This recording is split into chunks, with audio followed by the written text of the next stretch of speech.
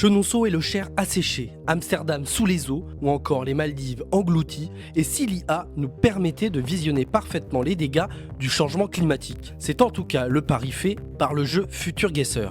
On est droppé en 2100 dans un monde qui a bien changé et c'est beaucoup plus dur de retrouver là où on est. C'est un outil qui est très efficace pour sensibiliser un large public. Ça permet vraiment de rendre la chose concrète.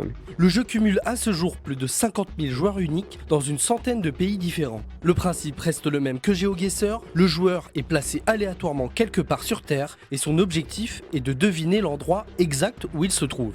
Pour donner vie au rapport du GIEC par l'image, on a eu plusieurs étapes. Tout d'abord, faire apprendre les rapports du GIEC à un modèle d'intelligence artificielle et dans un second temps, d'avoir les images réelles de ces lieux-là.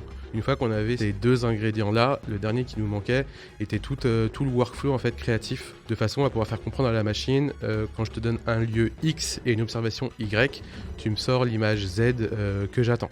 Un site internet qui a vu le jour en juin 2025 avec une cinquantaine de lieux à découvrir entre canicule, incendie, fonte de glace et augmentation du niveau de la mer. Moi, ce qui m'a marqué, par exemple, c'est l'Amazonie, la forêt amazonienne qui se transforme un peu en savane, avec un endroit qui est un des endroits les plus humides au monde qui s'assèche. Je pense également à Venise. Il y a des images de Venise qui sont sous les eaux. De voir ça, je pense que c'est assez marquant.